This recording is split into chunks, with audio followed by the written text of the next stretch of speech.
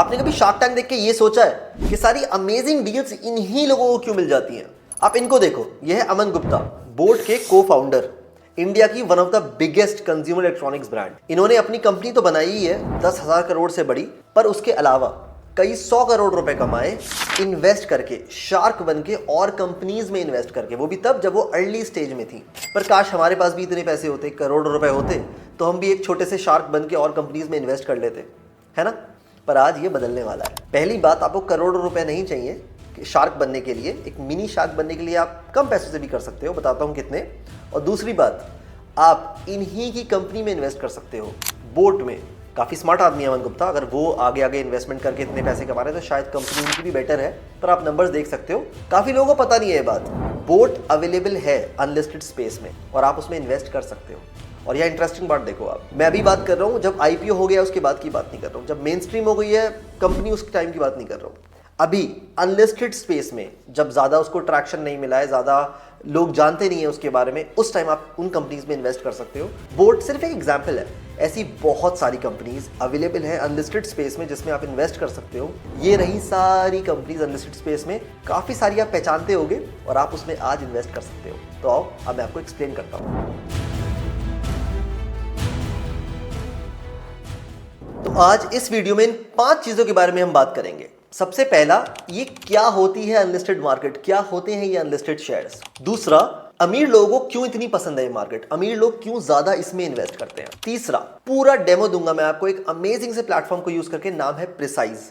इस प्लेटफॉर्म के थ्रू आप अनलिस्टेड मार्केट में इन्वेस्ट कर सकते हो, वो भी सिर्फ 10,000 रुपए से शुरू होता है। तो आप इजिली कर सकते हो, आपको एक बड़ा शार्क 1 करोड़ रुपए लाने की जरूरत नहीं है। चौथा, क्योंकि हम ये सब कुछ जानेंगे तो हमारे लिए रिस्क जानना बहुत इंपॉर्टेंट है। रिस्क क्या है, सेबी के रूल्स क्या है, टैक्सेशन क्या है, ये सब कुछ। और फाइनली मेरा टेक, क्या आपको इन्वेस्ट करना चाहिए या नहीं करना चाहिए, या फिर मैं इन्वेस्ट कर रहा हूं या नहीं कर रहा हूं। तो अब डिटेल में आपको समझाता हूं सब कुछ। अब सबसे पहले बात करते हैं क्या होते हैं ये अनलिस्टेड शेयर्स। अगर आपको सिंपल भाषा में बताऊं, अनलिस्टेड शेयर्स वो होते हैं जो अभी लिस्ट नहीं हुए हैं एनएसई या बीएसई में। हमारे एक्सचेंजेस में ये कंपनी अभी लिस्ट नहीं हुई है, तो आप अपना ग्रो ज़ीरोधा खोलोगे तो आपको ये कंपनीज नहीं दिखेंगी, पब्लिक नहीं है क्योंकि, लेकिन अनलिस्टेड मार्केट में ये अवेलेबल है। एग्जाम्पल के तौर पर अगर आपको बताऊं मैं, NSE, OYO, even Chennai super Kings, ये बड़े बड़े बिजनेसेस जो एकदम मैसिव हैं लेकिन अभी लिस्ट नहीं हुए, अभी पब्लिक नहीं हुए। ग्रो के आईपीओ से पहले ग्रो भी अनलिस्टेड स्पेस में था। आईपीओ का मतलब होता है कंपनी को अनलिस्टेड से लिस्टेड कर देना, ठीक है। अब सिंपल सी बात बताता हूं आपको मैं, अगर अनलिस्टेड मार्केट है तो किसके पास ज्यादातर शेयर्स है? ऑलमोस्ट मेजरली शेयर्स ये सारे होते हैं फाउंडर्स के पास, या वीसी फंड्स के पास, या बहुत बड़े शार्क्स के पास, जैसे कि हमारे शार्क टैंक में लोग आते हैं उनके पास ये सारे स्टॉक्स होते हैं। और जैसे ही कंपनी आईपीओ हो जाती है, वैसे ही मेरे आपके जैसे लोग, रिटेल इन्वेस्टर्स, वो कूद पड़ते हैं और वो जाके कंपनी खरीदना शुरू कर देते हैं, ठीक है।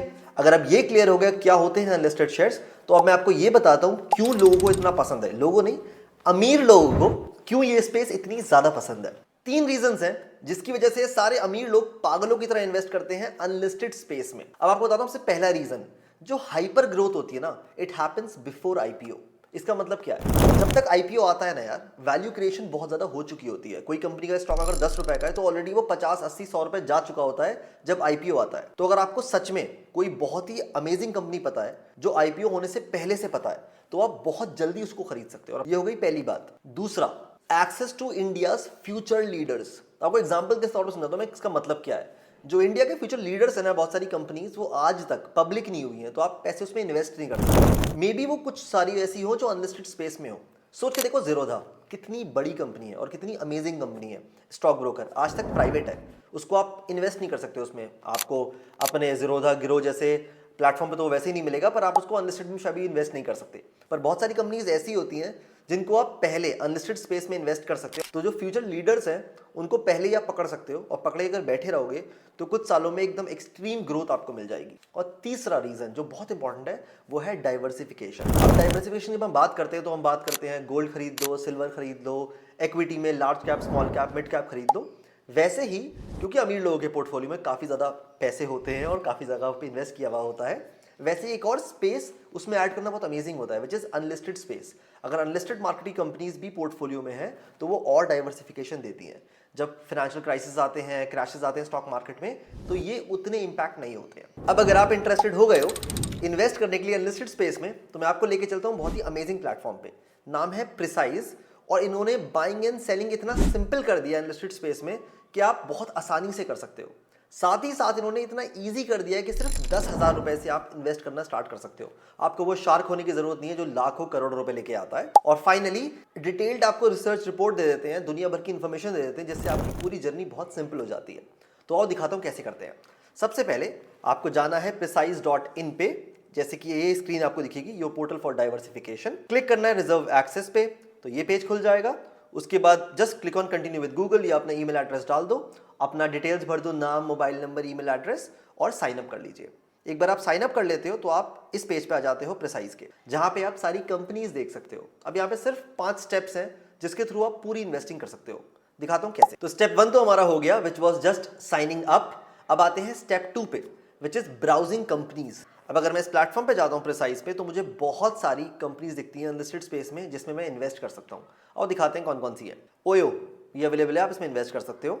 एनएसई भी अवेलेबल है, बोट, अपोलो, पराग पारिक फाइनेंशियल, साथ ही साथ चेन्नई सुपर किंग्स, ये सारी कंपनीज में आप इन्वेस्ट कर सकते हो। अब ये हमारा स्टेप 2 है, जिसमें हम सारी कंपनीज ब्राउज कर सकते हैं। सारी कंपनी आप देख लो, उसके बारे में पढ़ लो, जो इंटरेस्टिंग है उस पर क्लिक कर लो। और उसके बाद स्टेप 3 विच इज रिसर्च। अब मान लेते हैं मुझे बोट में इंटरेस्ट है, तो मैं बोट पे क्लिक करता हूं, तो मुझे ये वाला पेज दिखता है बोट का।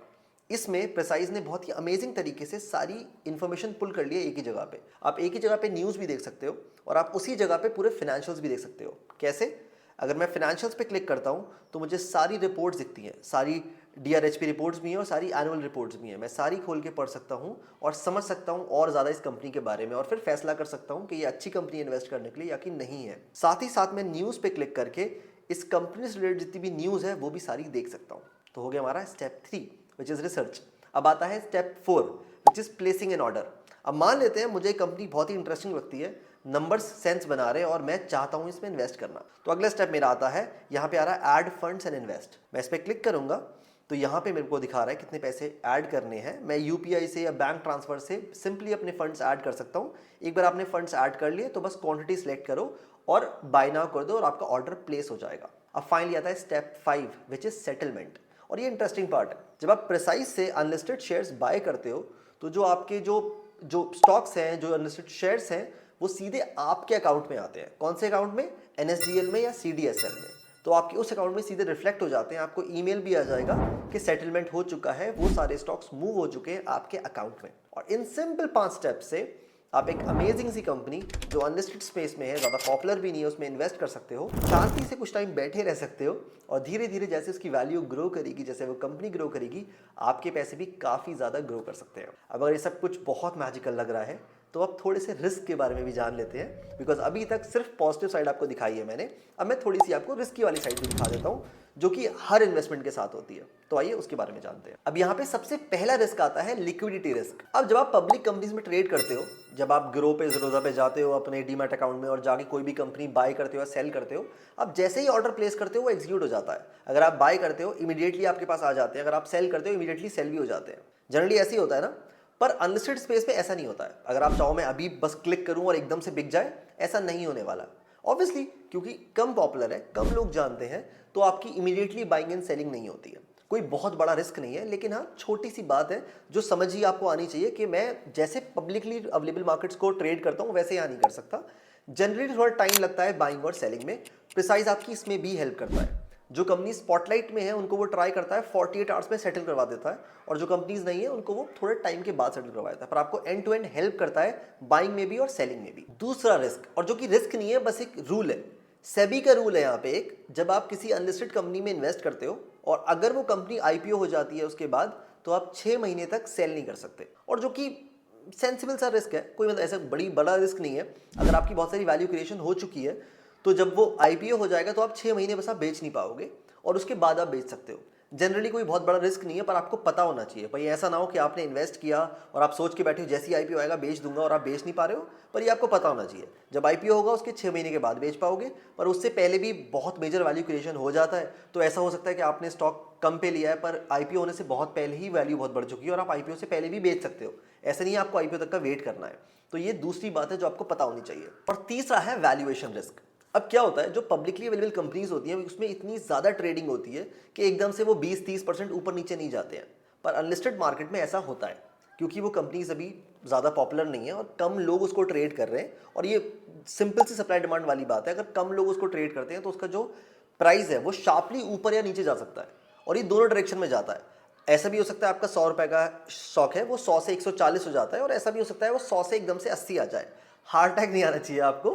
प्राइस जो होते हैं स्विंग करते हैं शार्पली, बट कोई ऐसी बड़ी बात नहीं है। अगर आपने अच्छी कंपनी में इन्वेस्ट किया है जो सच में अच्छी कंपनी है, तो जेन्युइनली आपको कुछ सालों में काफ़ी अच्छा रिटर्न मिल जाएगा। पर आपको ये पता होना चाहिए कि जो प्राइस है वो ऐसे 2-3% नहीं, 15-20% भी स्विंग कर सकता है, और आपको उससे हार्ट अटैक नहीं आना चाहिए। और अब टैक्सेशन के बारे में बात कर लेते हैं। अगर आप अनलिस्टेड शेयर्स जो होते हैं उनको 24 महीने से ज़्यादा होल्ड करते हो तो लगता है long term capital gains, LTCG, जो कि जनरली है 12.5% आपके प्रॉफिट का। अगर आप 24 महीने से पहले बाइंग और सेलिंग कर देते हो तो आपको लगता है शॉर्ट टर्म कैपिटल गेन्स, और वो टैक्स होता है आपके इनकम टैक्स स्लैब पे। सिंपल है ये। जनरली जैसे आपका काफी सारे इन्वेस्टमेंट्स ऐसे ही टैक्स होते हैं, वैसे ही अनलिस्टेड मार्केट में भी शेयर्स टैक्स होते हैं।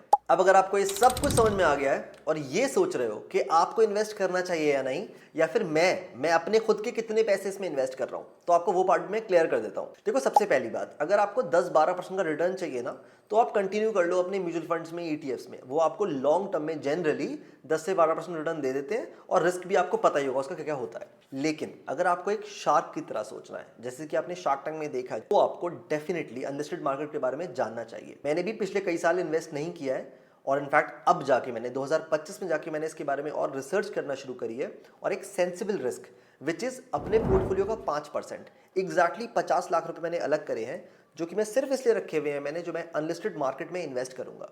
क्यों करूंगा?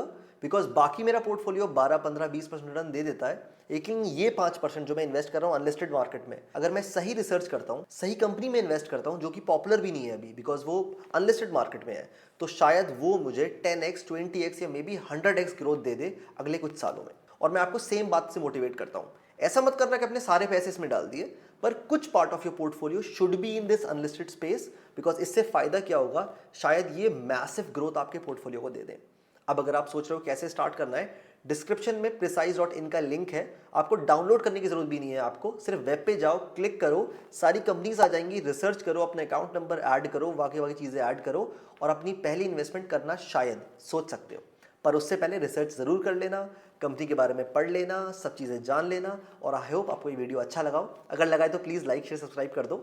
और अगर मुझसे सीखना चाहते हो, जानना चाहते हो मैं लगातार कहाँ कहाँ इन्वेस्ट कर रहा हूँ, तो मेरा एक क्लब है, नो नॉनसेंस इन्वेस्टिंग क्लब। उसका लिंक डिस्क्रिप्शन में है, उस पर क्लिक कर दो, अपनी डिटेल्स भर दो, और जैसे ही मैं वो क्लब लॉन्च करूंगा आपको इन्फॉर्म कर दूंगा। आपको अगले हफ्ते फिर से मिलता हूँ। Thank you so much, bye bye.